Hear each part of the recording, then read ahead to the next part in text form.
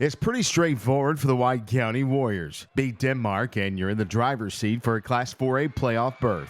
I think it's big for our whole community, and we came here a couple of years ago. We just promised to work hard and do our best. And I think God's kind of honored that over time. And our guys are playing better, and we think we have what is our best team we've had in a while. So it's a really big game, and our community knows it, and they'll come out in force. So if that's the indication of a big game, it's a big game. Yeah, I think we definitely control our own destiny. Denmark's got a good team. They got a lot of, I would say, like big name recruits and stuff. But at the end of the day, they still have to, drive up to Cleveland and play us. So it's a big opportunity for us. We're excited to. It's a playoff game essentially. So we're excited about the opportunity to hopefully prove a lot of people wrong Friday night.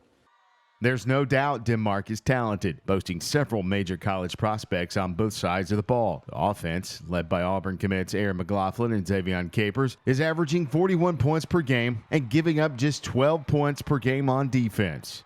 Talent's like emotion. And I've always told my team that when emotion wears off, execution's going to take over. And it's the same with talent. You can have talent, and I want to have all the talented players I can get, but when that talent wears off, or when everybody kind of gets used to it during the game, then your execution and your teamwork's going to take over.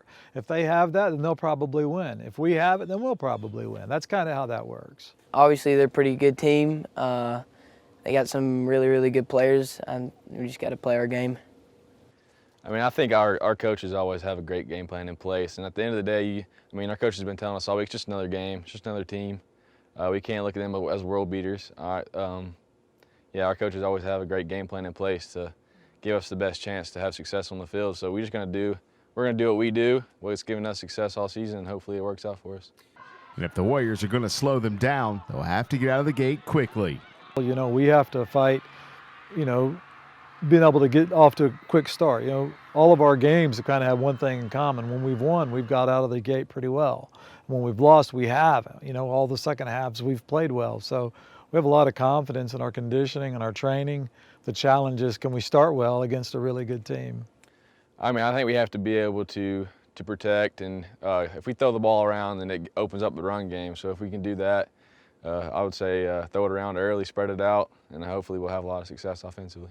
But the Warriors have playmakers as well. One in junior quarterback Jabin Haynes, who's totaled 2,117 yards on offense and 24 touchdowns. His main targets, Cooper Turner and Jesse Thomas, are solid, and Nick Burkett leads the defense. He's racked up 71 total tackles this season. Jabin's obviously be the most accomplished quarterback in the history of our school, just by the numbers. Nick Burkett, our leader on defense, and then an offensive line that has really grown over the season but has size. We haven't always had size at White County. We're finally got some size up front where we feel like we can pass protect well, led by Jacob Anderson there. And then all of our perimeter guys on offense are just really good players and have practiced really hard to get where they are. And so that is what led to us having success and playing well. It'll come down to tackling and limiting turnovers if the Warriors want to have a chance to play Game 11 in mid-November. I've always said this, in high school, if you have a big back, the other team's in trouble. They have a big back. And so we've got to figure out how to get to the ball with multiple guys and get him on the ground. And then Capers is going to make plays. It's just a silly coaching philosophy to say we're going to shut somebody down who's 6'5" and runs 4.3 and, can catch it behind his head.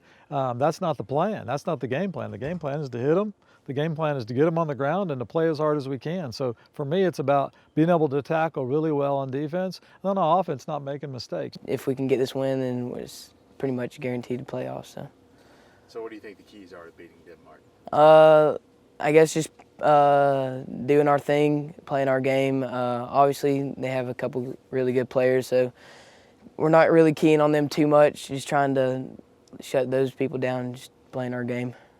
You can follow all of the area's action on the Friday Game Night page on accesswdun.com and get up to date with the Hayes family of dealerships FGN Tailgate Show with Caleb Hutchins starting at 6 p.m. on WDUN and 94.5 FM The Lake. And follow the area's contest with updates on the Friday Game Night Twitter page as well as late night coverage from around the area at accesswdun.com.